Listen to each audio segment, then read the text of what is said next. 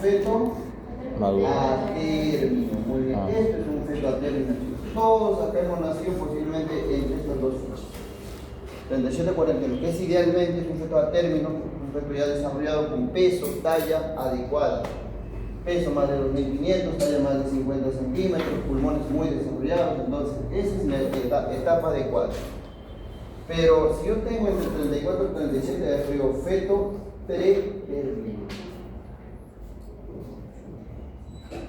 ¿Es un feto pretérmino? La pregunta, ¿puede nacer o no? Sí, ¿Y por qué puede nacer ahí? porque ya está desarrollado sus órganos vitales. Más allá de eso, porque en esta etapa de la vida hay niveles, ¿qué cosa? Adecuados, ¿de qué? Más que alveolos. Surfactante pulmonar. Chicos, esto es lo más importante del pulmón en esta etapa. Es el surfactante pulmonar.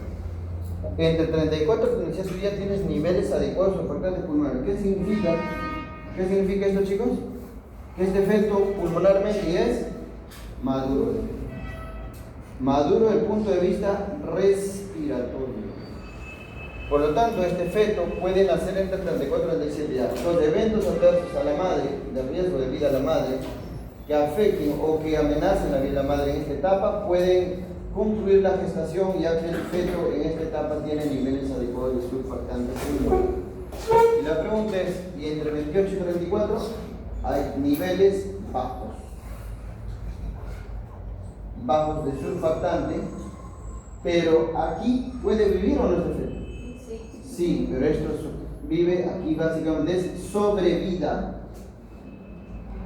Sobrevida y básicamente en unidades de cuidados intensivos, en este caso UCI neonatal, UCI, ahí sobre. Los fetos van a ir generalmente ahí, ¿no? Claro que 28, 30, 31, 32 en adelante ya hay más probabilidad de sobrevida. ¿Y por qué 24 semanas? Porque acá inicia la síntesis de surfactante, pero no hay niveles adecuados. Son niveles muy bajos de surfactante pulmonar. Entonces, en la parte fisiológica eso tendrá importancia, tendrá trascendencia, hablar de lo que viene a ser el surfactante pulmonar. Entonces, el tema en todo este punto es el surfactante. La pregunta es, ¿el surfactante quién lo produce? Leucocito tipo 2. Listo. ¿Qué viene a ser el surfactante? Una lipoproteína que tiene como principal componente al palmito y fosfatidilcolina. Ese es el mayor componente de esta sustancia. Como segundo componente tiene esfingomielina. ¿Qué más tiene, chicos? Tiene proteínas o apoproteínas y obviamente tiene algunos lípidos neutros. Esos vienen a ser sus componentes básicos del surfactante. Entonces, ahí está, ya lo vamos viendo el surfactante, lo repetimos cuando hagamos fisiología, ¿ya? Porque esto tiene que ver muchísimo con lo que viene a ser ya, tensión superficial. Ya está, chicos. Entonces, como les mencionaba, pulmonarmente un feto es maduro cuando sus pulmones producen niveles adecuados de surfactante pulmonar. Eso implica decir que 34 arriba es una edad adecuada para el nacimiento, solo que en 34, 37 tú dices que el peso es bajo aún, la talla es baja aún, pero pulmonarmente ya tiene niveles adecuados de surfactante, por lo tanto puede nacer. En este contexto, a esto tú llamas prematuro. Este es prematuro. Una cosa es prematuro, otra cosa es pretérmino. ¿Cierto? Una cosa es el prematuro y otra cosa es el pretérmino. ¿Ya? ¿Listo? Bueno, entonces, cuando hablamos de maduración pulmonar, esto está muy relacionado a esta sustancia. ¿Produce o no produce? ¿Se formó o no la unidad funcional estructural del pulmón? Bueno, entonces, tienes 4 fases. ¿Cuál es? Pseudoglandular. Esa es la primera fase. Segunda fase, canalicular. Tercera fase, Sacular. sacular. Y finalmente, Alveolar. alveolar. Muy bien, ahí tienes entonces estas 4 fases. 1, 2, 3, 4. Dibujemos el árbol y ahí podemos ir orientándolo todo. Esta es la tráquea. ¿Cuántas generaciones tiene el árbol respiratorio? 5. ¿Cuántas generaciones tiene el árbol respiratorio? 5. 5, muy poco, chicos. Ese árbol es muy pequeñito con 5. 17. Eso sería la vía de conducción. Entonces, para nosotros poder entender las enfermedades, vamos a dividir al sistema respiratorio en lo que se conoce como las vías de conducción y la vía de respiración. Vía de conducción y la vía de respiración. Son 2 vías fundamentales.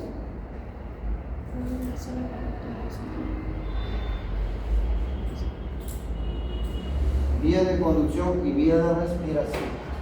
La vía de conducción implica ¿cuántas generaciones del árbol?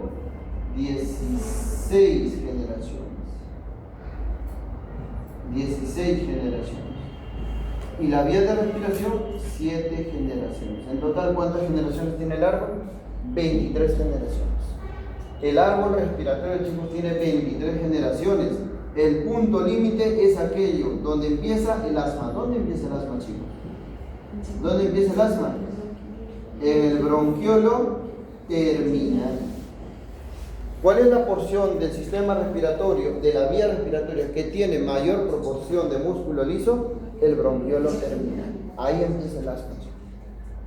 Aquí es donde nace el asma incipiente, el asma inicial. Este es el bronquiolo terminal. ¿Qué generación es? La 16ª generación. Esa es la 16ª generación. Del bronquiolo terminal hacia arriba se llama vía de conducción. Del bronquiolo terminal hacia abajo, vía de respiración. Esto implica decir que esto es el bronquiolo respiratorio. De ahí vienen los conductos alveolares y de ahí vienen los alveolos y sacos alveolares. Ya, chicos, entonces ahí tienen justamente este sistema respiratorio. Cuando nosotros decimos pseudoglándula, sí, pues haces un corte y le da el aspecto de una glándula nada más. No existen alveolos en esta fase. ¿De cuándo a cuándo es esto? De 6 a 16. 7. Chicos, todo es a 6, 6, 6. De 16 A 26. a 26. ¿Qué más? De 26 a 36. ¿A cuánto? 36. Al nacimiento. Y de acá, 32 a los 8 años. Listo, esos más o menos son los tiempos, pero como puedes ver, trata de correlacionar las fechas con los 6 básicamente. Ya, en esta parte son pseudoglándulas que se ven al cortes histológicos, por eso da el aspecto de ser pseudoglándulas. Entonces, acá ¿qué hay? Bronquios, hay bronquios y bronquiolos. Bronquiolos. Ya, bronquios y bronquiolos, pero ¿qué bronquiolos? Básicamente vamos a tener bronquiolos terminales.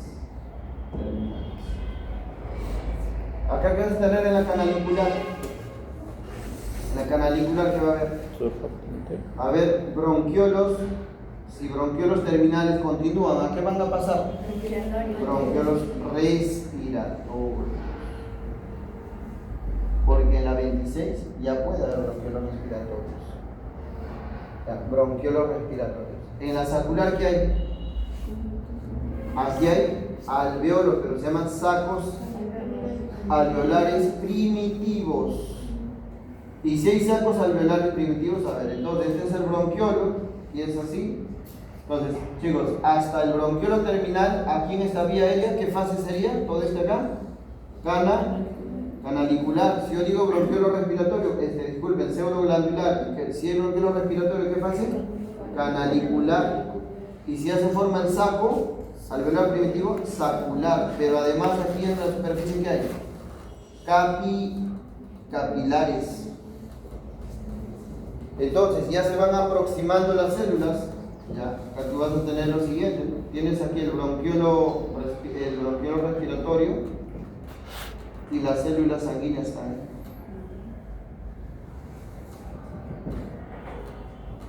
Pero acá ya tienes un alveolo, un saco, y ya tienes más cerca ese centro. Entonces, aquí es donde se va a establecer ¿qué cosa? ¿Qué se establece, chicos? Se establece la membrana alveolo capilar. Entonces, ¿en qué etapa del desarrollo pulmonar se establece la membrana alveolo capilar? Sacular. Eso sería la establece.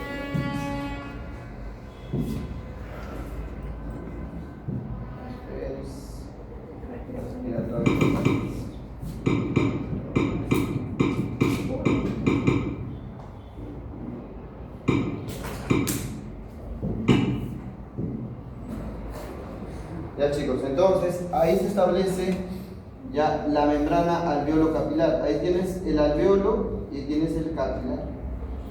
Se establece la membrana alveolo capilar a la máxima dimensión, no, pues porque son alveolos primitivos, sacos alveolares primitivos. Y acá es donde ya estos sacos se definen y finalmente ¿qué forman? Alveolos. Los alveolos marinos. Estamos 26 semanas, dígame, 26 semanas en adelante, ¿y hay surfactante o no? Sí. Sí, por lo tanto, ¿qué cosa hay si es que yo tengo acá, por ejemplo, este alveolo? ¿Qué hay? Unas células aplanadas. ¿Cómo se llaman células aplanadas? Neumocitos tipo? No, 1. Y unas células más poliédricas. Eso vienen a ser sí los neumocitos tipo 2. ¿En qué fase entonces ya están desarrollados esos neumocitos tipo 1, tipo 2? Sacular. Ya están desarrollados, ya diferenciados tipo 1, tipo 2, se establece la membrana alveolo capilar y los sacos alveolares primitivos.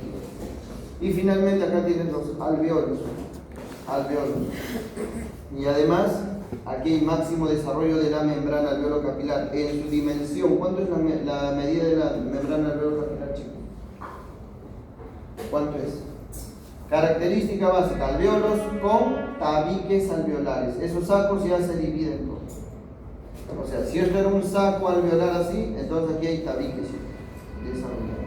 Por lo tanto, en todo ese intersticio, en esos tabiques aparecen ¿qué cosas? Más capilares para todo esto. Entonces, máximo desarrollo de membrana alveolo capilar. ¿A cuánto es su medida normal en nosotros? 0.5 micrómetros. Aquí hay máxima difusión de oxígeno. Estamos ya en un feto que tiene 32 semanas arriba, hasta los 8 años. ¿Qué significa que sea 8 años? Que el desarrollo pulmonar persiste o continúa después del nacimiento. O sea, al nacimiento ya hay bastantes alveolos, pero tras el nacimiento los alveolos continúan desarrollándose. Por eso justamente acá dice hasta los 8 años, estamos hablando del intrautero. ¿Ya? Muy bien, entonces esos serían los puntos del desarrollo pulmonar, esta parte de lo que viene a ser el saco. A ver, aquí yo coloqué tabiques, estos son los tabiques y ya sería más para la fase alveolar. Sacular, el saco primitivo como tal, pero ya hay membrana alveolo capilar y acá sí sería ya más unido esta membrana alveolo capilar. Ya, chicos. Así sería entonces en cuanto al desarrollo de esto. Eso sería embriología del desarrollo de los pulmones. Hasta ahí. Pasamos a ver un poco de histología. ¿Ya? ¿Ha quedado claro esto, chicos? ¿Sí? ¿Más o menos quedado claro? Eso es lo más importante, considero yo, chicos, en embriología. ¿Ya? Hay bastante sobre desarrollo de bronquios, pleuras, un montón de cosas, pero al menos para la parte que más se pregunta o se suele preguntar es esta parte. ¿Ya? Bueno, si acá hay neumocitos tipo 2, significa que también se secreta ya surfactante pulmonar. Es más, esto desde las 24 ya va secretando ese surfactante, pero 28 adelante ya tienes niveles adecuados o niveles ya bajos adecuados de surfactante. Ya, chicos, vamos al siguiente punto. Vamos a ver histología.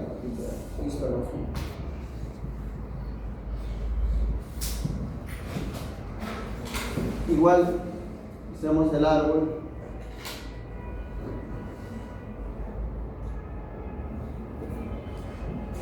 El punto punto límite, ¿cuál es? Entre lo respiratorio y entre lo conductor. ¿Qué bronquiolo? Terminal. Terminal. Eso sería. Muy bien, ya está. Ahí está entonces el árbol respiratorio, chicos. Este es el árbol respiratorio. Mira, como que a secas, ¿no? Te dice epitelio del sistema respiratorio. ¿Cómo es el epitelio? Pseudo, estratificado, cilíndrico, ciliado. Eso es cuando te dicen a secas, el epitelio respiratorio es esa. ¿No es cierto? Esa sería cuando dicen a secas. Pero es que esto no es todo la vía aérea. Entonces, son por partes, ¿no? Tienes acá pues bronquiolos, cuando este es el bronquiolo terminal. Tienes el bronquiolo acá respiratorio. Acá tienes bronquios mayores, tráquea. Entonces, si vemos la tráquea bronquio, obviamente que en estos su epitelio básico es esa que hemos mencionado.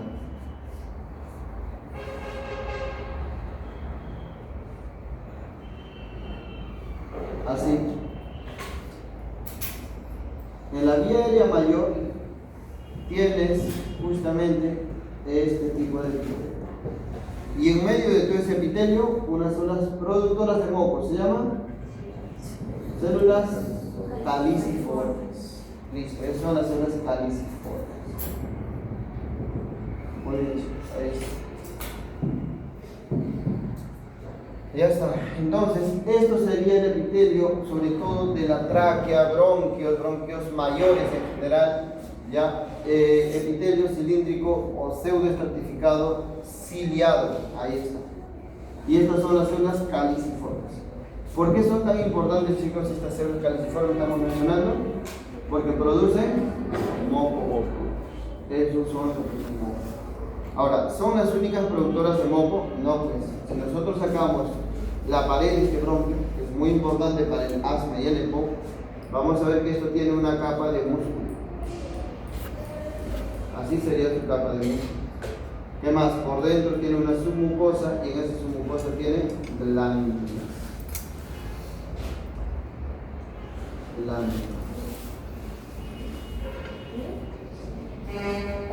Ya.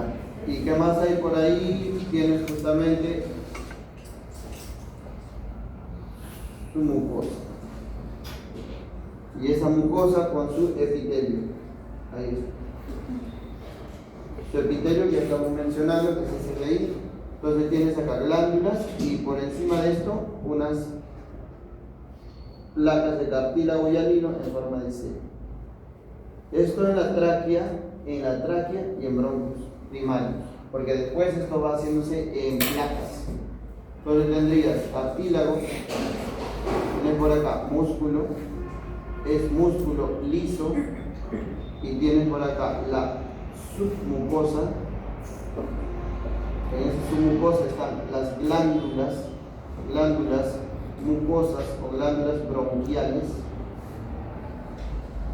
Ya. ¿Qué más hay? Y tienes luego la mucosa. Ahí está. Mucosa, submucosa, músculo liso y lo que es cartílago. En esta submucosa estarían entonces estas glándulas. Estas glándulas son las grandes productores de moco, junto a estas células que están a nivel de lo que es epitelio, pero a nivel de bronquiolo tendrías otras células también que producen moco. ¿Cómo se llaman? Pero en este caso son más cúbicos.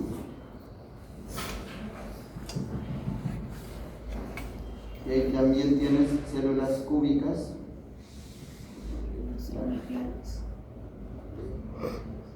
Y en esa parte vas a tener células caliciformes que ahora se vuelven cilíndricas.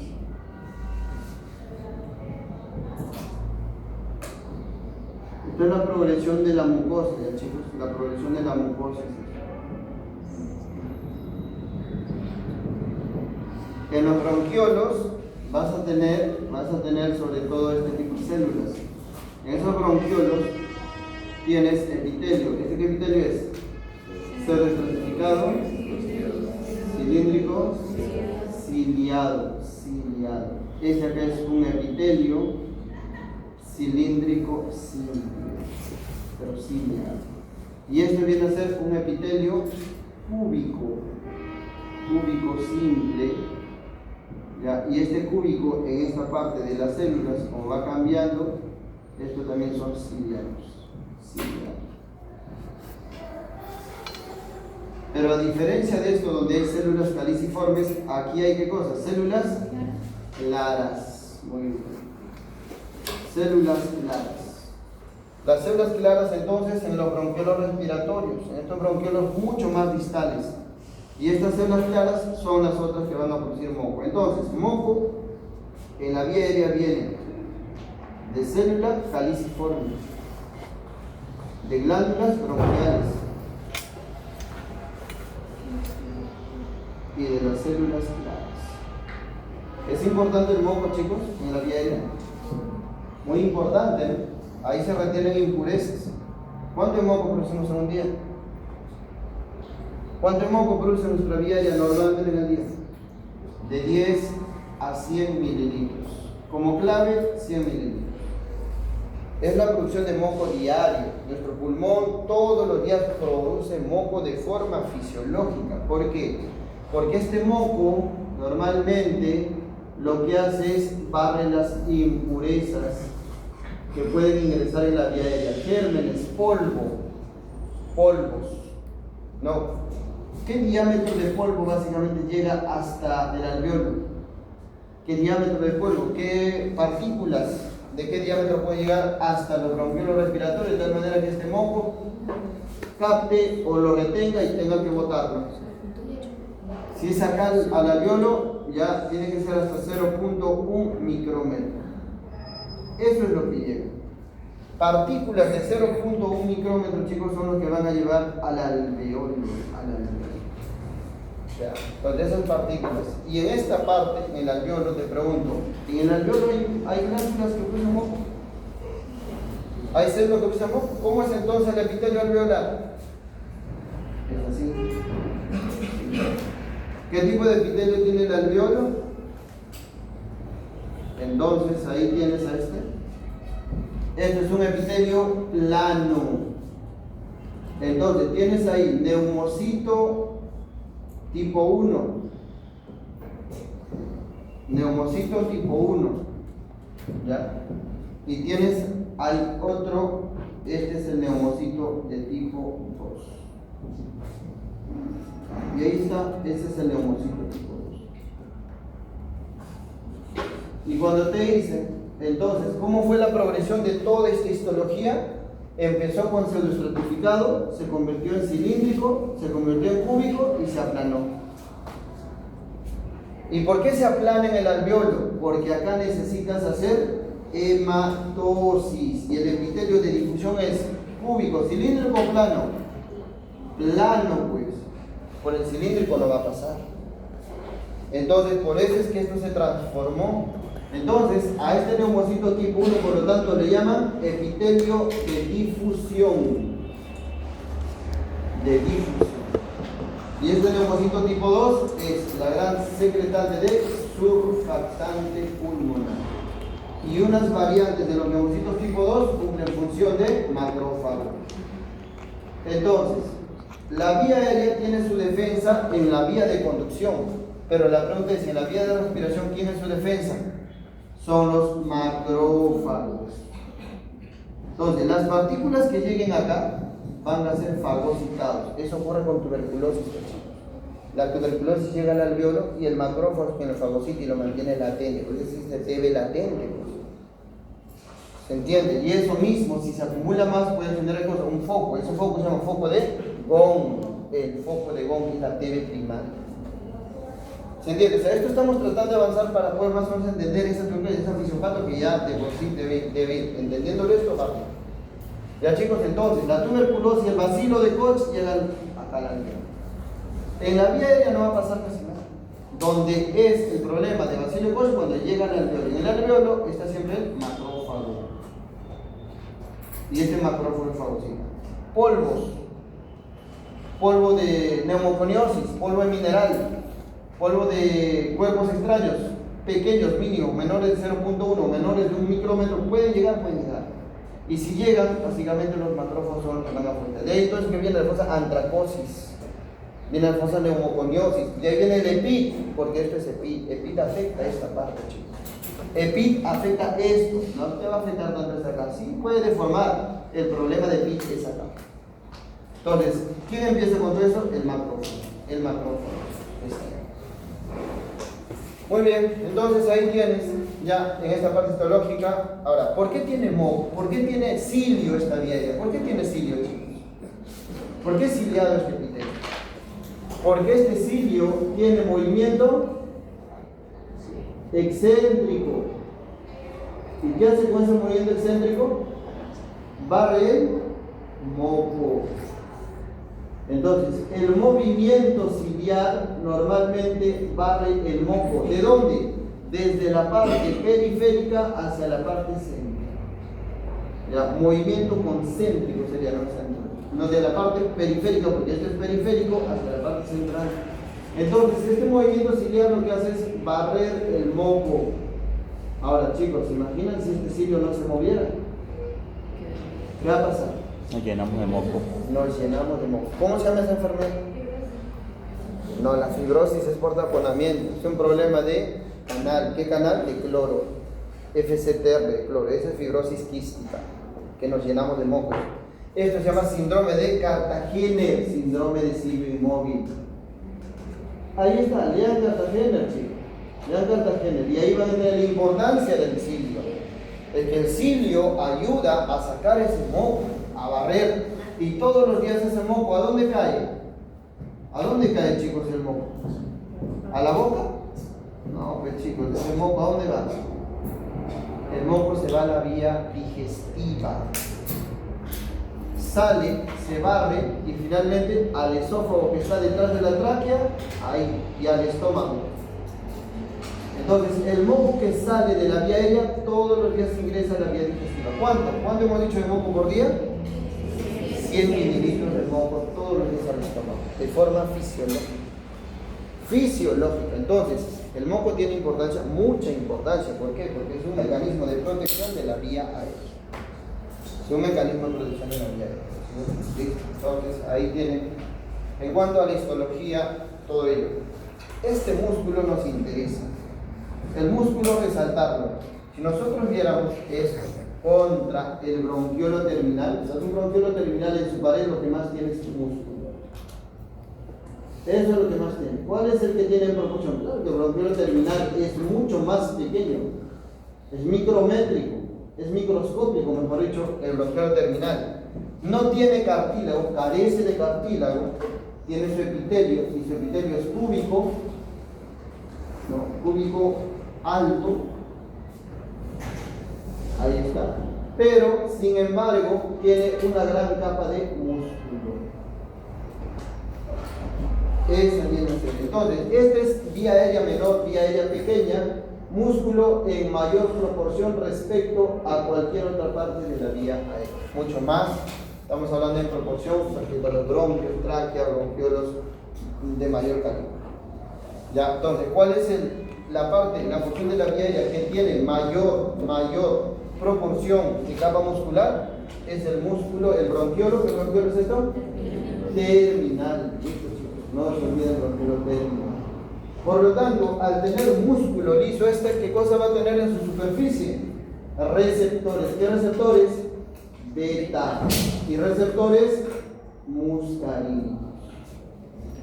Entonces, por ahí ya vas empezando a entrar en los famosos fármacos que actuarán, ¿a qué nivel sobre todo? Músculo.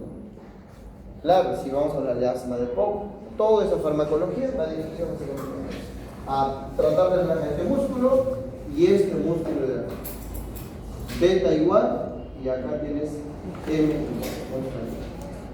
¿Qué receptor beta es el que está presente en la musculatura lisa del bronquio? 2. ¿Y qué receptor? M? 3.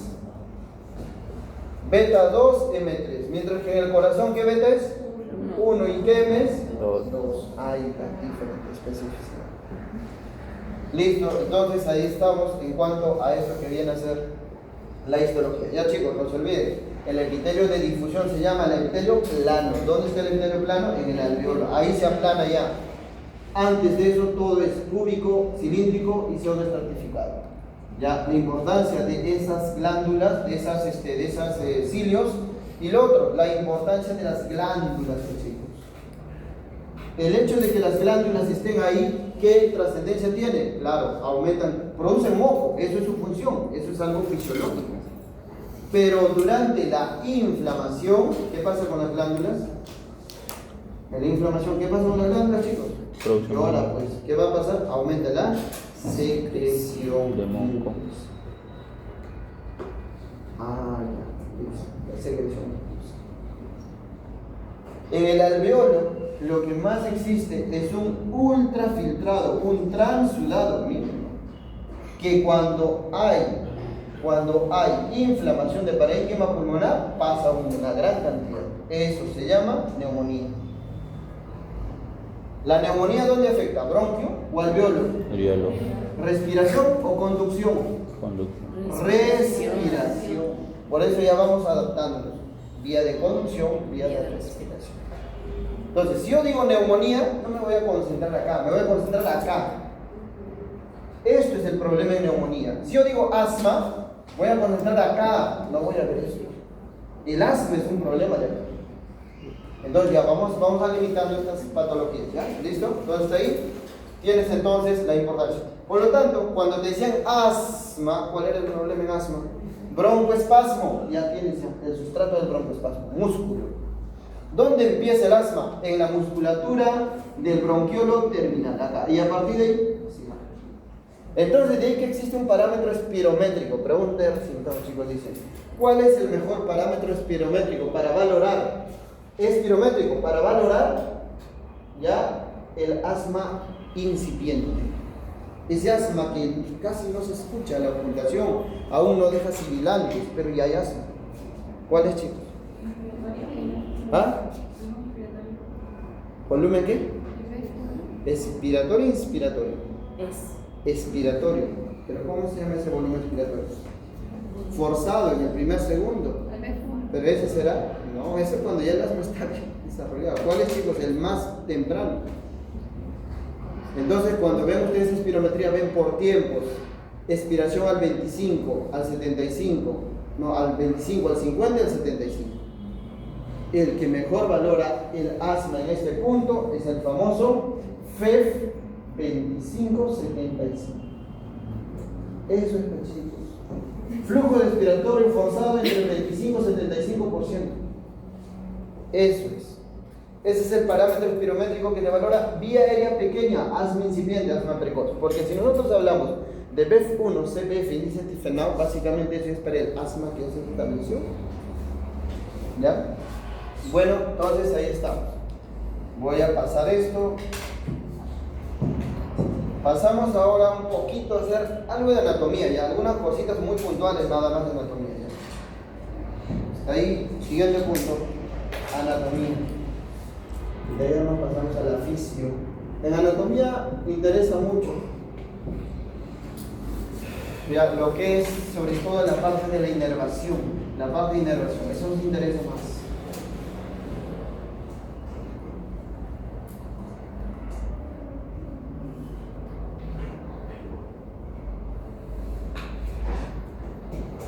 Muy bien. Por acá llega un nervio e ingresa por todo este hilio. Nervio. ¿Cuál es el nervio que da inervación parasimpática a los bronquios? Es el 10º par. Vago. Entonces, aquí la inervación.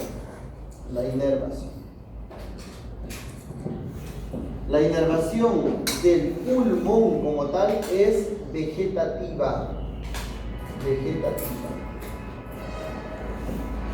¿Qué significa esto que sea vegetativa? Que esto va a ser o simpático o parasimpático. simpático o parasimpático.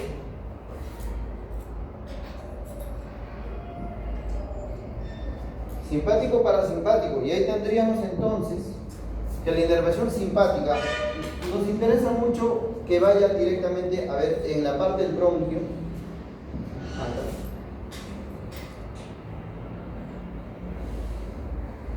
Músculo y la parte glandular, submucosa.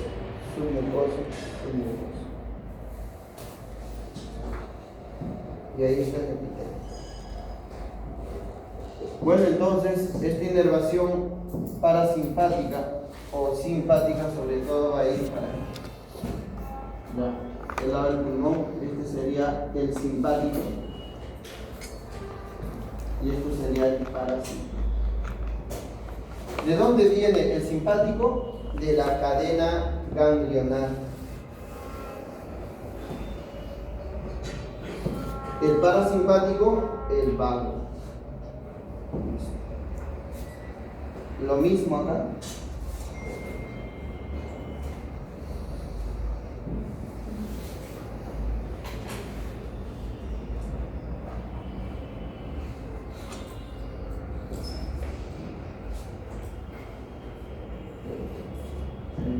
Lo mismo.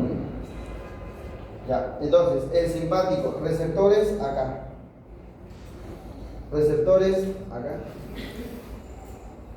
Ya. Entonces, receptores beta 2, receptores beta 2 igual. ¿Qué efecto tiene el simpático en este punto? ¿Qué neurotransmisor va a usar? ¿Qué neurotransmisor? Noradrenalina y noradrenalina. ¿Cuál sería el efecto a nivel del músculo? Broncodilatación. Dilata. ¿Y cuál es el efecto a nivel de glándula? Disminuir la secreción. Entonces, entendiendo esto, ya entraremos a decir, ya entendemos ahora sí el SABA y el LABA. ¿Qué significa SABA-LABA? De larga y corta. Beta 2, agonistas de acción corta. Y beta 2, agonistas de acción larga. Ahí está, chicos. Por eso es que esto se usa en asma.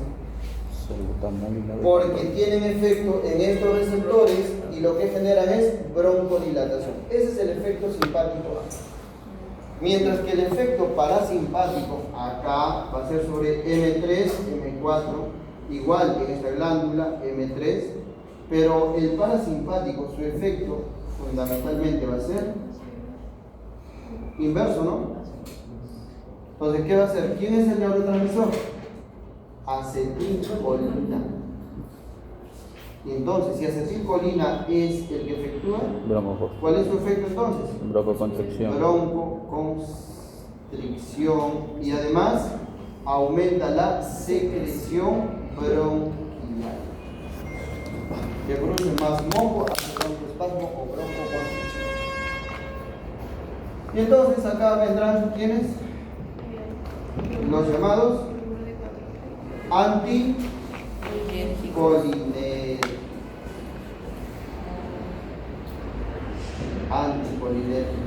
Los famosos tropios.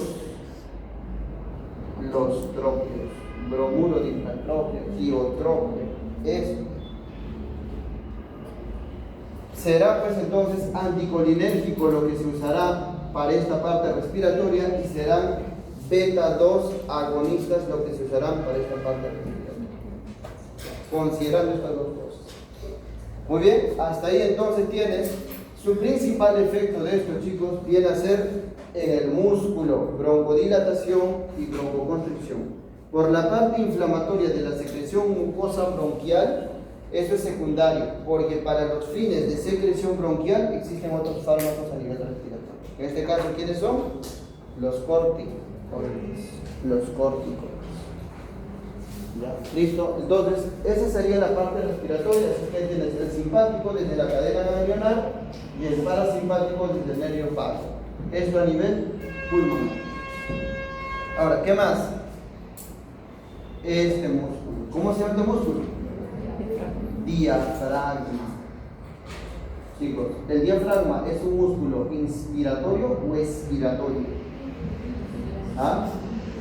Inspiratorio, es el principal músculo de la inspiración. ¿De dónde viene la inervación de este diafragma? ¿De dónde viene, chicos, la inervación? Desde lo que viene a ser, ver acá,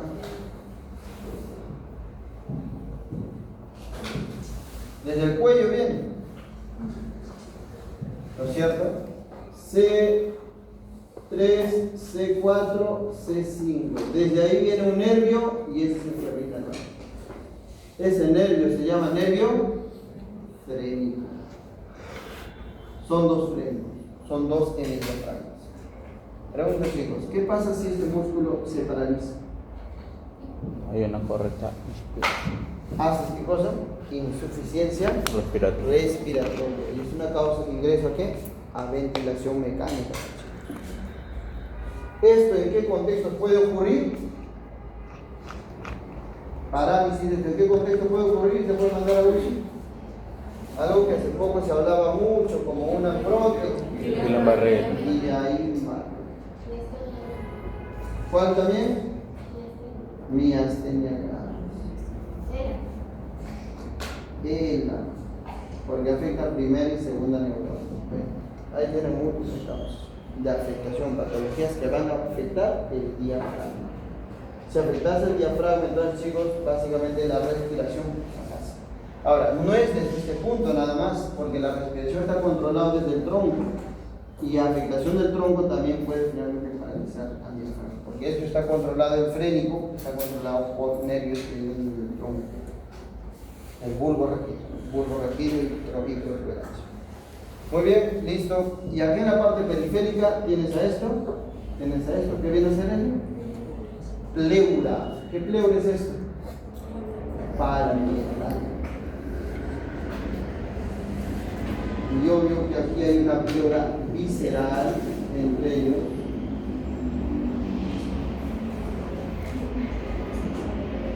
Y en este espacio hay una película de líquido pleural.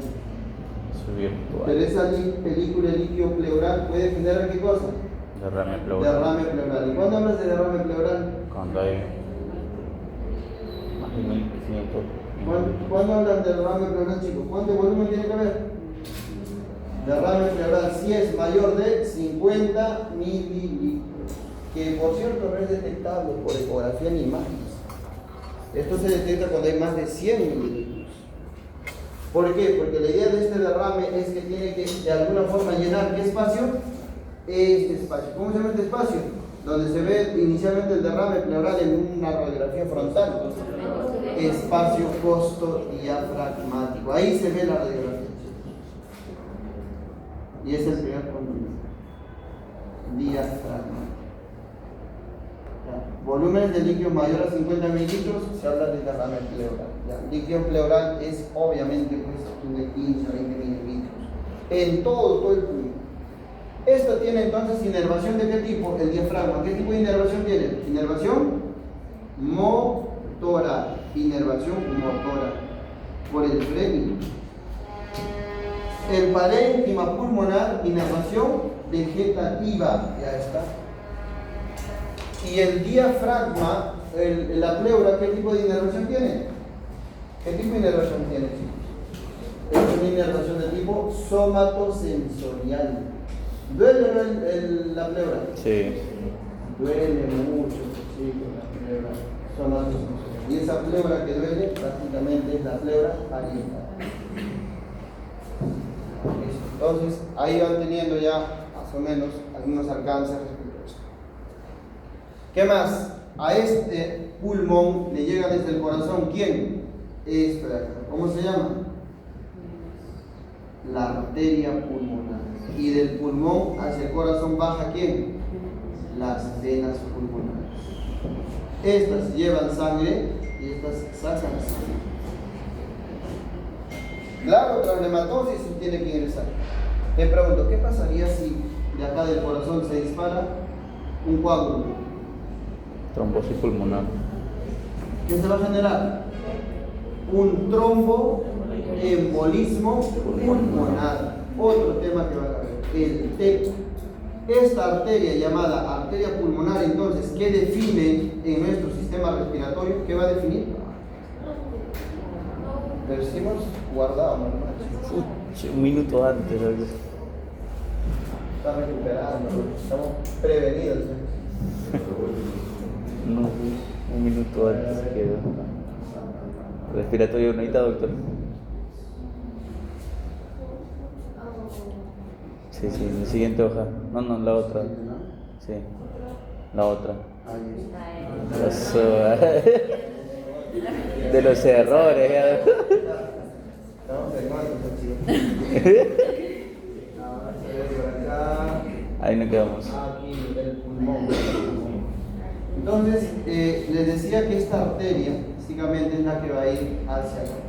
Son dos arterias. Y decíamos que esta, que es la arteria pulmonar, determinaba parámetros importantes en el sistema respiratorio. ¿Cuál es ese parámetro hemodinámico que determina la arteria pulmonar?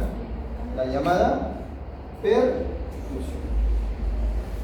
Claro, pues porque tiene que llegar sangre al pulmón, y esa sangre que llega al pulmón viene del corazón, del ventrículo derecho, a través de esa arteria. Les decía, si esta se obstruye, entonces cualquier capilar o vaso que va a ir a hacer hematosis, obviamente que se tiene que obstruir. Y acá si colocamos a esta, que viene a ser un alveolo, y entonces ahí viene una relación importante que está en tus sílabos. ¿Qué dice? Lo que entra al alveolo, ¿cómo se llama? Aire. Pero ¿cómo se llama ese parámetro? Ventilación. Y lo que viene por la arteria, ¿cómo se llama? Perfusión. ¿Cómo se llama la relación? Eso se llama la relación BQ. Relación, ventilación, perfusión. Si eso falla, ahí están las causas de insuficiencia. La causa más común de insuficiencia respiratoria aguda, chicos, o de insuficiencia respiratoria, es la falla de la relación B. Esa es la más común. Entonces, para que exista hematosis acá, tiene que haber buena perfusión y buena ventilación. Bueno, entonces, ¿quién lleva esa perfusión? Esa sangre lo lleva la arteria pulmonar. Por lo tanto, este es el perfusión. ¿Ya, chicos? Ahora, un coágulo que obstruye esto, obviamente que puede producir TEP.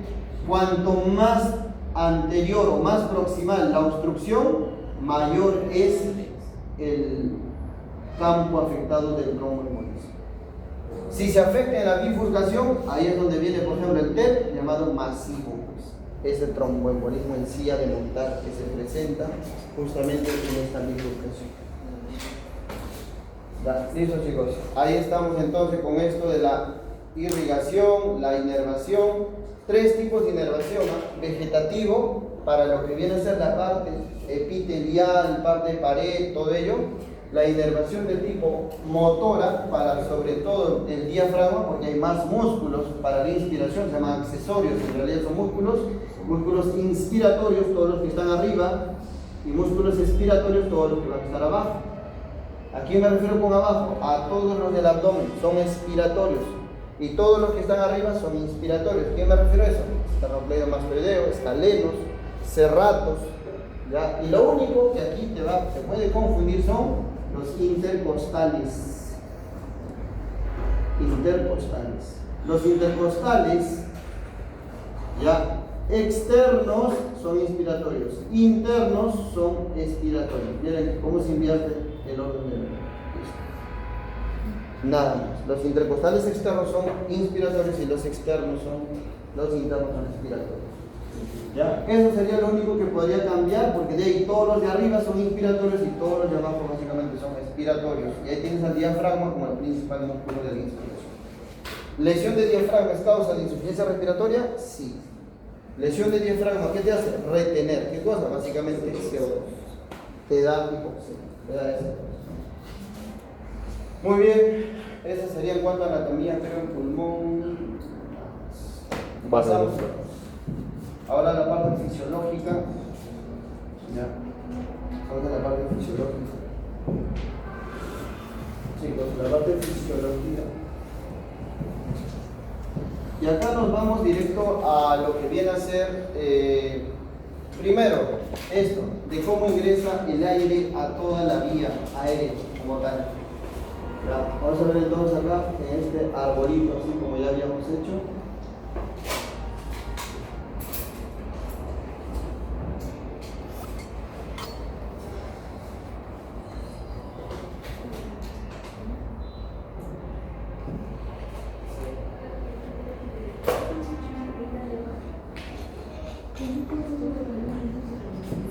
Ya chicos, ahí nos vamos a la parte de fisiología.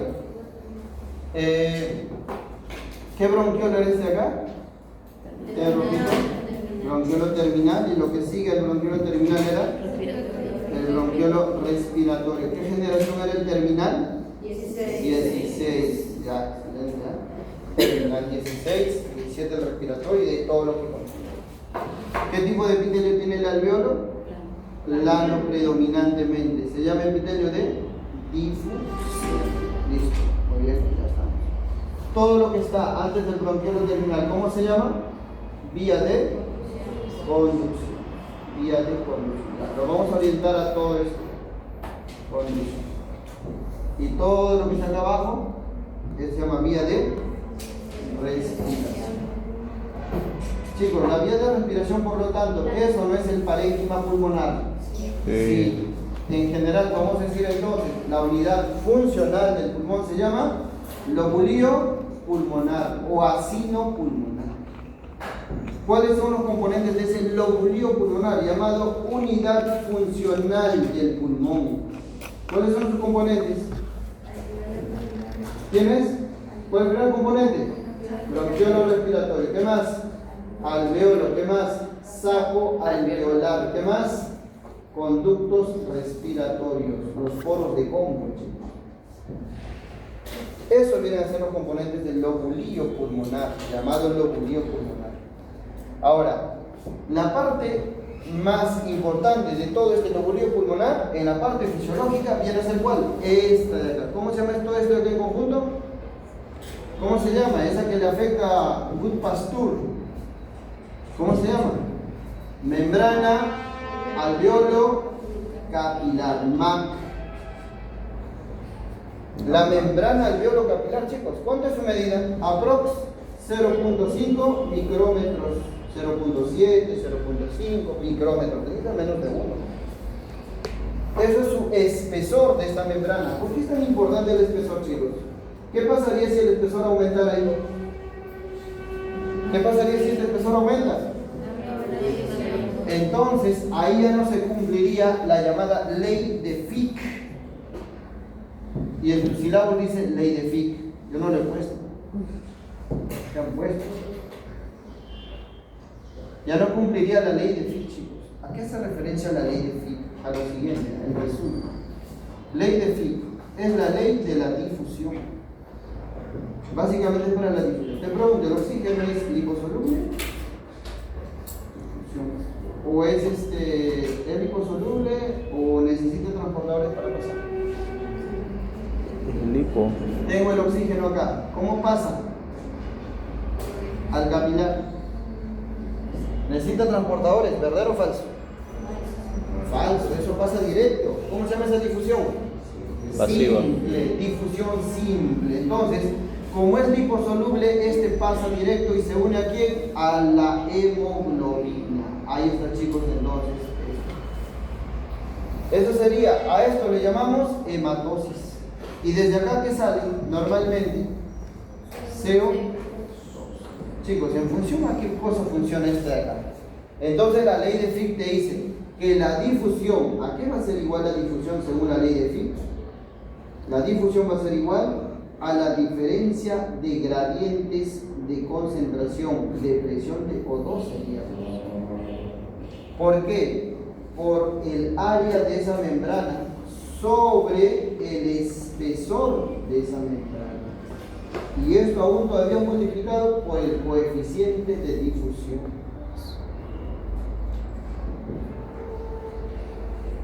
A ver, entendamos e interpretemos esto. De esta ley, el parámetro más importante para mover sustancias que solo hacen difusión, porque es para la difusión, viene a ser la diferencia de gradiente. Y esto tú lo ves en el AGA, pues. En el AGA tú ves un parámetro que dice gradiente diferencia alveolo arterial. A menos A, ¿así dice? Entonces se sobreentiende que esto tenemos que interpretar en el área y tiene importancia.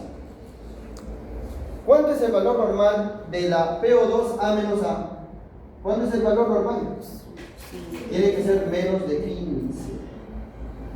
Ya, hasta 25 se tolera, pero de 25 para arriba es patológico. ¿Cómo interpretarlo eso? Bueno, lo veremos acá. Entonces, ¿cómo sería esto de la ley de Fick? Que ahora la microextender,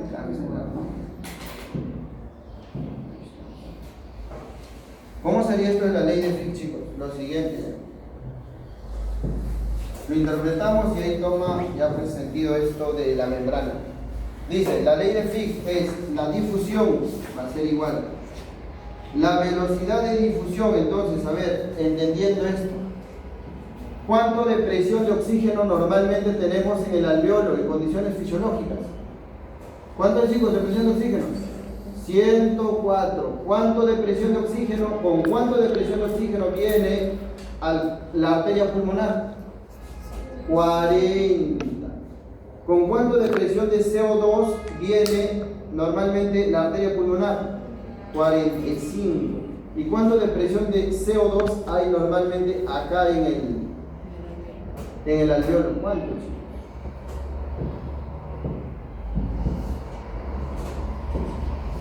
¿Cuánto de presión de CO2? 40. Entonces, teniendo como diferencia esto, lo siguiente. A ver, ¿cuánta es la presión atmosférica normal? A ver, presión atmosférica, chicos, normal. ¿Ah? En física, ¿qué te han dicho? 21%. No, ese es el FIO. Presión atmosférica normal. La presión del aire, porque lo que respiramos es aire. ¿Aire qué contiene el aire? Oxígeno, ¿qué más? Dióxido. Nitrógeno, ¿qué más? CO2, ¿qué más? Y otros gases raros como argón, helio, ya eso. La pregunta es, ¿el oxígeno cuánto por ciento es? ¿Ah? 21%. Eso es lo normal. ¿El nitrógeno cuánto? 78% aprox y el resto. Los dos componentes más importantes del aire, entonces, ¿qué es? Oxígeno y nitrógeno. Y eso es lo que tomamos diario. Estamos respirando ese oxígeno y nitrógeno. Ahora, existe la ley de presiones parciales. Y esa ley de presiones parciales, ¿qué te dice? Que la presión, la presión de todos los gases que hay en el aire, finalmente hace una presión total. Entonces, ¿qué es la presión total? La sumatoria de las presiones parciales de O2 más la presión parcial de CO2 más la presión parcial de lo que es nitrógeno, etc. Esto de acá, chicos, es lo que aparece, sí o no, en el AGA cuando te dicen PO2. ¿Hay o no separado? ¿Cómo lo lees a este PO2? ¿Cómo se llama el PO2? Así en lectura, ¿cómo le llaman al PO2? Este término, ¿cómo se llama?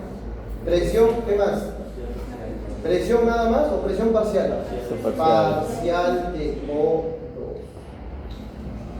Esta presión parcial de O2, ¿cómo se calcula, chicos? La presión normal de todo esto, atmosférica normal, a nivel del mar es de 760 milímetros de mercurio. Y entonces, para calcular la presión parcial de O2 que hay en la atmósfera de oxígeno, porque yo solo quiero oxígeno, ¿cómo lo voy a calcular? 760 por la concentración de oxígeno que hay, por 21%. ¿Cuánto sale, chicos? A ver, multipliquen. Esa sería la presión de O2 que hay en la atmósfera. ¿Cuánto sería eso? 4. A ver, ¿cuánto sale? ¿Ah? 15.900. Ya, entonces sería 159 aproximadamente, pero esto ya en milímetros de mercurio. Listo, chicos. ¿Cuánto de presión de oxígeno hay en nuestra atmósfera? 159 milímetros de mercurio. Eso es la presión de O2 en la atmósfera. Yo te pregunto, para que este oxígeno entre a mi pulmón, ¿qué debe pasar en el alveolo? ¿La presión de oxígeno debe ser mayor o menor? ¿Ah? ¿Para que entre? ¿Para que gane? Mayor. ¿Mayor o menor? En el alveolo, menor, por eso es 104. ¿Cuánto es en la atmósfera? 159. ¿Y cuánto es en la sangre? ¿Con cuánto llega? 40. Chicos, ¿cómo se va a mover entonces el oxígeno? De la atmósfera al alveolo y del alveolo a la sangre. ¿Se imaginan si en el alveolo fuera 200? ¿Hacia dónde se viene el oxígeno? ¿Hacia adentro o hacia afuera? Hacia afuera. Por eso lo que botamos, eso sí tiene sentido inverso en concentración. Entonces, cuando dice ley de Fick, la ley de Fick básicamente lo que te define y su principal motor para que funcione es la diferencia de presiones. ¿Qué significa entonces? El motor para el movimiento de sustancias en difusión simple, para el transporte viene a ser la diferencia de presiones. Eso es. ¿Cuál es el principal parámetro de la ley de Fick? ¿Es el área de la membrana? No. ¿Es el espesor de la membrana? No. Es la diferencia de presiones. ¿Pero a qué área se refiere, chicos? ¿A qué área se refiere? A esto, pues. ¿Cuánto mide el área total de nuestra superficie pulmonar? 70 metros cuadrados. Eso es lo que tenemos en el pulmón, chicos. Si estiráramos todos los alveolos, es 70 metros cuadrados. ¿Qué significa? Cuanto más área, miren, cuanto más área hay más difusión, ¿verdadero o falso? A mayor área, más difusión, ¿verdadero o falso? ¿Qué pasaría si este alveolo se colapsa? Atelectasia. ¿Qué pasaría si este alveolo más bien está más distendido? Hay más área. Cuanto más área, más oxígeno pasa, ¿verdadero o falso? Verdadero. Y si es menos área colapsado, obviamente que no va a pasar pues oxígeno. ¿Se entiende? Entonces, esto es más o menos lo que trata de explicar la ley de Fick. ¿Ya? Ahora, a mayor área, más oxígeno pasa normalmente a la célula o a la sangre. Eso es lo que dice. Entonces, la velocidad de difusión va a ser 3 conclusiones. Uno, a mayor área, ¿qué cosa va a haber? Mayor difusión de oxígeno. Te pregunto, ¿qué pasa si esta membrana que normalmente dice debe medir 0.5 ahora mide 3 micras? ¿Qué pasaría en ese contexto, chicos? ¿Qué pasa si esta membrana se engruesa? ¿Pasa el oxígeno o no? ¿Ejemplo de esa enfermedad? Fibrosis pulmonar. Esa es la explicación.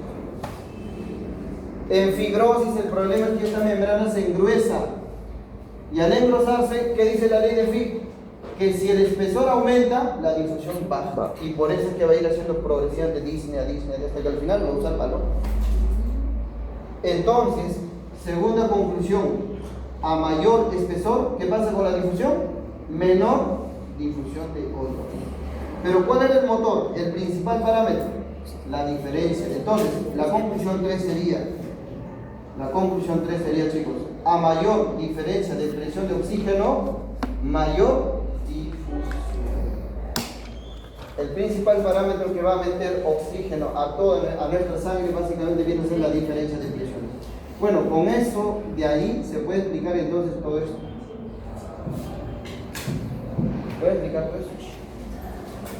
Entonces, el oxígeno en la atmósfera 159, el oxígeno en el alveolo 104, el oxígeno en el capilar 40. ¿De dónde a dónde va el oxígeno, chicos? De la atmósfera, ¿a dónde va? Al alveolo, y del alveolo al capilar. Si entra con 40, ¿con cuánto debe salir acá? Aproximadamente va a salir con una presión O2 de 100. Y eso es lo que se quiere, pues. Porque ¿por dónde entra la sangre? ¿Por la arteria pulmonar o la vena pulmonar? ¿Por dónde entra la sangre, chicos, al alveolo? Por la arteria pulmonar. Pero no es que el corazón manda sangre al pulmón por la arteria pulmonar. ¿Y por dónde regresa el corazón? Por la vena. Por la vena pulmonar. Entonces te pregunto, ¿cuánto es la presión de oxígeno? Presión parcial de oxígeno en la vena pulmonar. Sí. ¿Cuánto es la presión de oxígeno en la arteria pulmonar? 40. Pero ¿qué ha pasado acá? Se ha saturado, ha hecho hematosis. Esto es hematosis. Esto es hematosis. ¿Cuánto tiempo demora este capilar, este glóbulo rojo en saturarse? De 40 en aumentar su presión parcial, de 40 a 100. En saturarlo, de lo que puede venir con 80, 90, en saturarlo 75 a saturarlo en 95. ¿Cuánto? 0.75 segundos, chicos. El tiempo que demora el glóbulo rojo en recorrer este capilar alveolar solo es 0.75 segundos. ¿Y eso es suficiente para qué? Para que se sature a mayor de 95. Ahí está, pues chicos, todo lo que tienen que más o menos entender para poder explicar neumonía, fibrosis pulmonar, todas las EPIs, explica bastante la clínica con eso. ¿Ya? Muy bien, ya está, eso sería entonces, ya, eso sería, recuerden, presión parcial de oxígeno sería eso, ¿ya? Punto aparte. Veamos ahora la relación BQ, relación ventilación-perfusión. ¿Cómo es esto de la relación BQ? Bueno, 3 casos clásicos que te presenta ahí. Lo normal es que haya ¿qué cosa? En todo alveolo para que funcione bien, que ingrese el aire, el oxígeno. ¿Cómo se llama eso? Ventilación. ¿Y acá qué cosa ingrese? ¿Qué cosa llega? Perfusión. La perfusión. ¿No es cierto? Lo ideal es que para que haya un equilibrio en la hematosis, la ventilación y la perfusión debe estar permanente. Relación BQ, como decir 1 a 1. BQ 1. ¿Cierto? Estar equilibrados.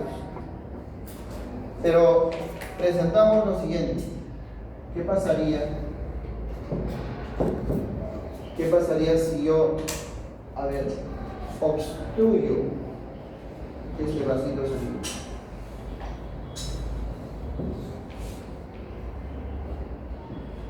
Muy bien. ¿Qué pasaría, chicos, si obstruimos esto? Un trombo acá. ¿Qué ocurre ahí si nosotros tapamos este vasito? ¿Cómo está la perfusión? ¿Y cómo está la ventilación?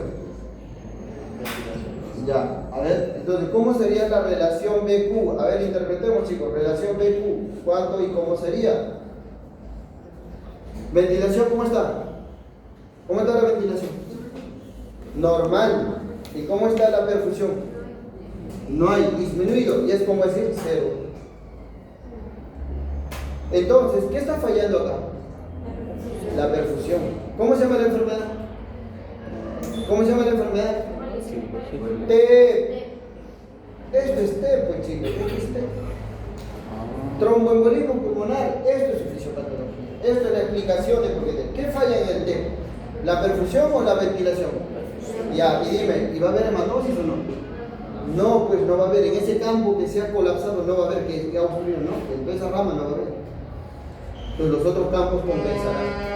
Entonces te pregunto, en la relación ventilación BQ, N sobre 0, ¿qué te va a salir? ¿0? ¿Qué sale? ¿N entre 0, 0 es? ¿0 por 0 N? No, infinito. Es como decir menor a 1. Es algo así, como decir, o mayor a 1, es infinito. Esa relación lo ponen así. Ahora, te presento el siguiente caso. ¿Tienes este? Ya, caso 1, caso 2. Ya, interpretando. Perfusión, ya. La perfusión, excelente. Y acá un moco taposo. ¿Cómo se llama eso? Un tumor, un cáncer, lo comprimió el bronquio. Un bronquio de un lóbulo y se colapsó. ¿Cómo está la ventilación? Entonces, la relación BQ es ventilación, perfusión. ¿Cómo cuánto es el valor de B? 0. ¿Y Q? Normal. ¿Cuánto sale eso? Menos. 0. Claro, porque ahí sí, pues 0 entre N es 0. Pero N entre 0 no es 0, chicos, es infinito, es indefinido. ¿Esto aquí qué equivale a decir? Menos de 1. ¿Y esto aquí equivale a decir? Más de 1. Así en algunos libros lo ponen. Entonces, relación BQ más de 1. Enfermedad, dígame, ¿qué enfermedad es esta? ¿Ah? ¿Cómo? Asma. Ya puede ser asma, pero un estatus asmático, que no pasa nada. ¿Cuál es el problema en asma? ¿Que no entra aire o que no sale aire?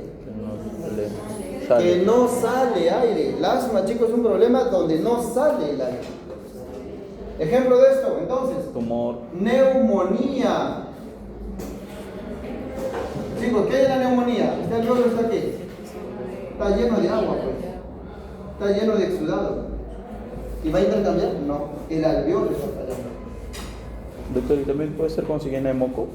¿Ah? También puede ser claro, con siguiente de moco. fibrosis quística. ¿Qué más? Atelectasia. Atelectasia, fibrosis quística, neumonía. Ahí tienes múltiples casos. Ya, entonces ahí tienes la opción BQ 0 o menor a 1. Ahí está. Entonces, esto es relación BQ todo un grupo de enfermedades que si esta relación falla es causa de insuficiencia respiratoria. La causa más común respiratoria es eso. Ya chicos, ahí está entonces, ¿entendido esto bien? Sí, está claro ya. Muy bien, entonces a eso se llama relación BQ, ahí están los dos casos. ¿Cómo le vas a llamar a esto? A ver, dime, la sangre entra. ¿Con cuánto entra la sangre? ¿Con cuánto el CO2? ¿Con cuánto el PO2 entraba? ¿Con cuánto sale? ¿Ah? 100. ¿Con 100? ¿Con 100? ¿Ha pasado oxígeno? No. ¿Con cuánto sale? 40. Y el que está sanito por acá, mira, este está sanito normal. Así Este sí, es con 100. 100 con 40, se malogró la sangre. Se combinó sangre venosa con arterial. ¿Cómo se llama esto? Shunt. Entonces el shunt es una relación BQ menor a 1, 0. En cambio, ¿cómo se llama a este de acá? Aquí tú tienes el capilar normal, pero está lleno de oxígeno esto. Pero no lo puedes intercambiar porque no hay irrigación. ¿Cómo le vas a llamar ese alveolo? Que está bien, pero que no lo intercambia. Espacio muerto. ¿Listo, chicos? Ya con eso, bueno, ya lo entendieron. Sexto año, ante de salud. ¿Ya, chicos? Entonces, ese es el espacio muerto y ese es el shunt. ¿Hacemos shunt? Shunt, shunt, pero es que shunt ya es un pato, ¿no? Fenómeno shunt y fenómeno espacio muerto. ¿Se entendió? Ahí. Muy bien, y ahora vamos a regresar a lo que viene a ser en esta última parte. Ya eso para explicarles un poquito de volúmenes y hacer espirometría y con eso se acaba esta parte. Ahí quedamos. A ver, por acá. Muy bien. Si yo quiero valorar entonces el funcionamiento de esto, ¿cómo se llamaba esto, chicos? Vía de conducción. ¿Cuál es el estudio básico que voy a utilizar para esto? ¿Ah? Espirometría. Chicos, la espirometría está indicado básicamente para problemas de conducción. Dígame, si esto conduce y esto respira, si conduce y yo por alguna razón no suprimo la conducción, ¿cómo se va a llamar ese grupo de síndromes? ¿Cómo se llama si yo acá a ver obstruyo con un linfoma? Síndrome obstructivo. Los problemas obstructivos es de la vía de conducción. ¿Y cómo se llama aquello que va a afectar acá? Restrictivo. Síndromes restrictivos. ¿Lo hiciste o no en serio? Era lo más amplio. Síndrome restrictivo y síndrome obstructivo. Ahí están los dos. ¿Dónde? Ahí están localizados. Denme ejemplos de síndrome obstructivo. Enfermedades. Asma. ¿Qué más? EPOC. ¿Qué más? ¿Qué más? Bronquiectasia. ¿Qué más? Bronquitis. Denme restrictivos. EPIT. Todas las EPITs donde incluyes TBC. ¿Qué más? Sarcoidosis. ¿Qué más? ¿Qué otra cosa más he hecho? Neumoconiosis. ¿Qué más? Dentro de neumoconiosis, la silicosis. Ahí tienes ahorita la fibrosis pulmonar idiopática. Todo esto. Entonces, toda esta enfermedad, ¿dónde va a ir dirigido? A la respiratoria. Toda esta enfermedad, ¿dónde va a ir dirigida? A la conducción. Si yo quiero valorar a esta enfermedad, ¿qué tengo que valorar en la parte respiratoria? ¿La función de quién tengo que valorar? ¿La función de quién? ¿De qué parte de toda esta parte fisiológica tengo que valorar? De la membrana alveolo capilar, porque el problema en todos los restrictivos es esta membrana. ¿Y cómo lo voy a valorar esa membrana? ¿Cómo se valora? Lo han visto, ya ven, chicos, que tienen que entenderlo, porque hacen en el hospital. DLCO, la difusión del monóxido de carbono. Ese es el parámetro que básicamente se usa para valorar cómo está esta membrana alveolo capilar. Si este DLCO está muy incrementado, obviamente pues vas a tener disminuido, vas a tener un problema de qué? De la membrana alveolo capilar. Si esto se engruesa, aumenta el espesor, aumenta o baja la difusión. ¿Qué pasa, chicos, si este aumenta su espesor? Baja la difusión. ¿Quién va a bajar? El O2 no va a pasar. Cuanto más se engruesa, menos oxígeno va a pasar al capilar, menos oxígeno va a saturar al glóbulo rojo. Entonces, este es el DLCO ¿ya? Ese es el DLCO, que se usa para poder valorar la función de la membrana alveolo-capilar y por ende de estos problemas respiratorios. En cambio, en espirometría, ¿cómo sería, chicos? Nos vamos directo a la espirometría con los volúmenes dinámicos, porque los estáticos no tienen tanta utilidad. Veamos con los volúmenes dinámicos. ¿Cuáles son esos? A ver, tienes acá esta. Vamos a poner un punto medio. Este punto medio, acá tendrías a lo que viene a ser ya el volumen corriente. ¿Cuánto es normalmente? 500 mililitros. Ese es el volumen corriente. ¿Cómo lo colocar? 500 mililitros. Ese es el volumen corriente.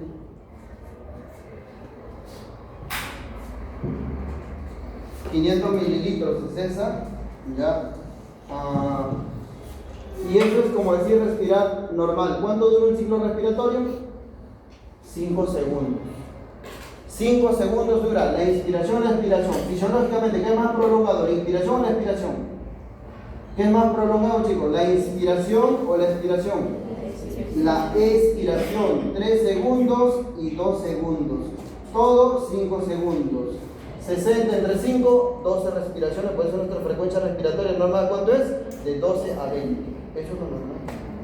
Ese es el ciclo respiratorio. Te digo, estamos haciendo espirometría. Respira lo más que puedas. Inhala lo más que puedas. Entonces, el paciente que va por una consulta, porque presenta esas sibilancias, va a respirar lo más que pueda. Hasta ahí. Ya está.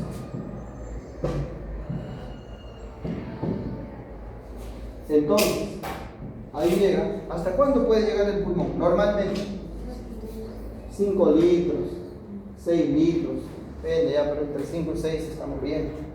Chicos, si esto de acá, ¿qué es esto? ¿Inspiración o expiración? ¿Estás inspirando? Estás inspirando al máximo.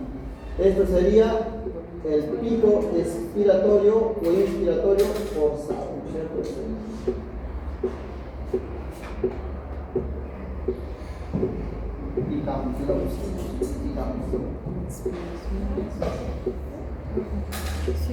Ya, hasta ese punto llegamos, chicos. De acá te digo, sopla lo más que puedas, bota todo el aire que puedas. Ya, vas a botar todo lo que se pueda. Ya, entonces, en este momento que empiezas a respirar, ¿esto qué es? Volumen en litros. ¿Y esto qué es? Tiempo en segundos. Entonces, tomas el aire, es 0 segundos. Y cuando empiezas a botar, la pregunta es, chicos, acá cuando empiezas a botar controlamos el segundo. Ahí vamos 0 segundos. Cuando empieza a botar, ¿qué se espera, chicos? ¿Qué se espera en la espirometría? Que en el primer segundo, ¿cuánto por ciento debe botarse de aire? ¿Cuánto por ciento del aire debe botarse de todo lo que respiraste? ¿Hiciste esto? ¿Cuánto debe botar? Normalmente, soplando, 80%. ¿Cuánto tiempo ha pasado? 1 segundo. ¿Cuánto por ciento del aire se debe botar ahí? 80%. ¿Cómo se llama este parámetro espirométrico? Volumen de expiración forzada en el primer segundo. ¿Cuánto debe ser mayor o igual a? 80%. Eso es. Claro. Eso es lo que se debe botar en el primer segundo. Pero tú empiezas con directamente 80%, no, empiezas con 25%, luego 50%, luego 75%. Cuanto más amplio, significa más grande la vía aérea. De ahí entonces que tú dices, entre 25 y 75, el F, flujo expiratorio forzado entre 25 y 75. ¿Para qué vía aérea esto? ¿Para qué vía aérea? Entre 25 y 75. Menor para el bronquiolo terminal, para el asma incipiente, pero esto de acá ya es para el asma como tal, digamos que no está establecido. Entonces tienes BEF1 80%. ¿Cómo se llama esa maniobra o ese parámetro que te mide lo máximo en inspiración y lo máximo en expiración. Hacer esto. ¿Cómo se llama eso? No, ¿cómo se llama ese parámetro? Donde tienes, a ver, acá. Y en los parámetros estáticos lo he visto. Respira máximo, ¿cómo se llama? Volumen de reserva inspiratoria. De ahí baja, sigue. Bota todo lo que puedas. ¿Cómo se llama esto? De reserva expiratoria. Este es el volumen corriente. Sumo los tres, ¿cómo se llama? Capacidad. ¿Qué capacidad? Vital. Eso equivale a decir esto, y esta es la capacidad vital forzada, el CBF. Muy bien, entonces tienes el CBF porque estás inspirando, expirando, y el CBF, ¿cuánto normalmente debe ser? Mayor o igual a 80%. Y si yo lo divido a estos dos, ¿qué tomo? ¿Qué saco? El índice de Tiefenau, que viene a ser la división del BEF1 sobre el CBF. ¿Cuánto debe ser? Mayor o igual a 70 o 75%. Ya está, pues chicos, eso sería. Ya, mayor o igual a 75. Entonces, esto sería el índice de Tiefenau. Y entonces, esto de acá se correlaciona con eso, porque todos los problemas que sean obstructivos básicamente van a correlacionar con esta de acá, con la espirometría. ¿Qué diremos entonces? Si tengo ahora las dos cosas que tienes que diferenciar comúnmente son asma y EPOC, porque asma es obstructivo y EPOC también es obstructivo. Listo. En el contexto de los llamados síndromes obstructivos, en este síndrome obstructivo, chicos, a ver, en el síndrome obstructivo, ¿qué parámetro es el principal parámetro espirométrico en este síndrome obstructivo? ¿Cuál sería el principal parámetro? Es el BEF1. Porque el BEF1, ¿qué me está diciendo?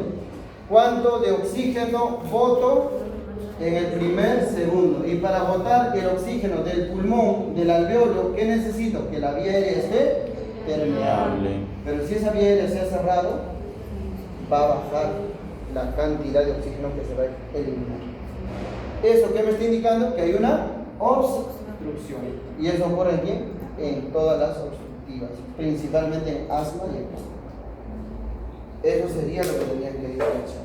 Entonces, BEF1, parámetro básico para las obstructivas, y para lo que es la restrictiva, ¿cuál sería? El CBF.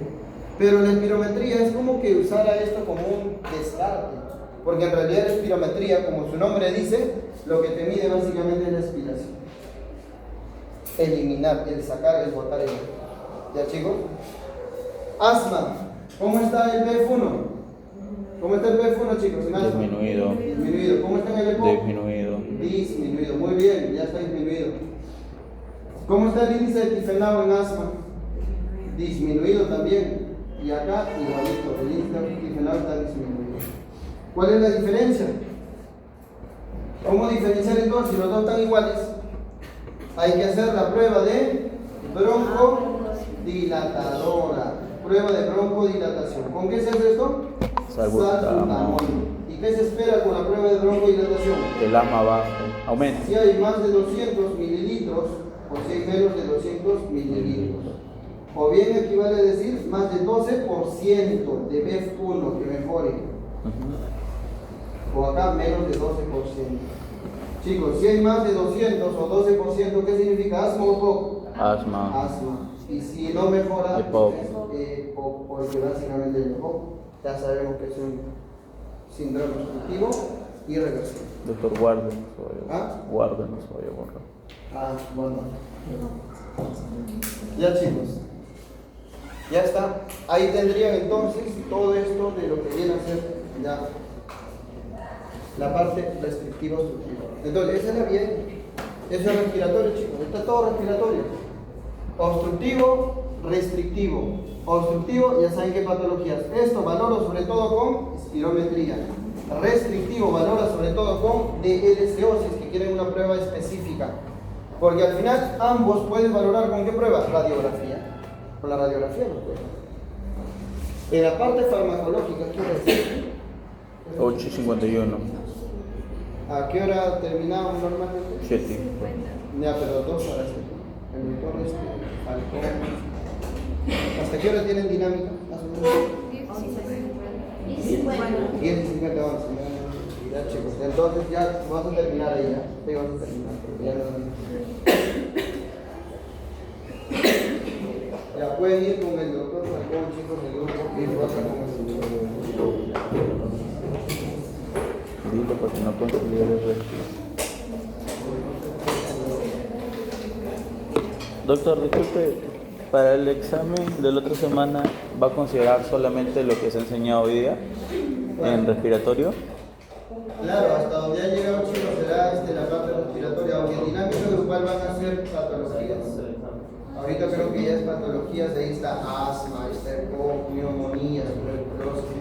Entonces ahorita vamos a tratar de hacer esos alcances en algunas preguntas y hasta ahí llegamos. Porque si bien en la teoría no nos vamos a tiempo, aparte está como que separado. Ustedes ven si la de teoría dice primera parte casi todo lo normal y las patologías lo mandamos para la última parte. Entonces pues yo trataba de hacer esto, como ya algunos alcances más de exámenes y todo eso.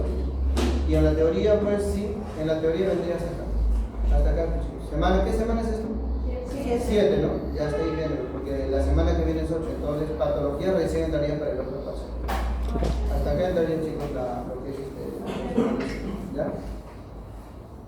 Porque hay mucho contenido. Sí, doctor. ¿Por qué? ¿Y si solamente considera esta cardio, doctor? No.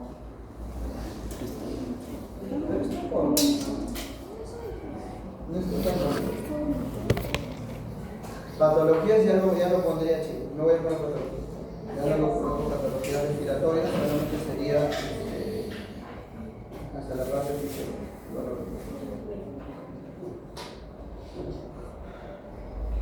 ¿Quiénes van a anotar las cosas? Salgan. No votan. No les quiere. A nosotros Ya tampoco. un break, chicos, de 10 minutos.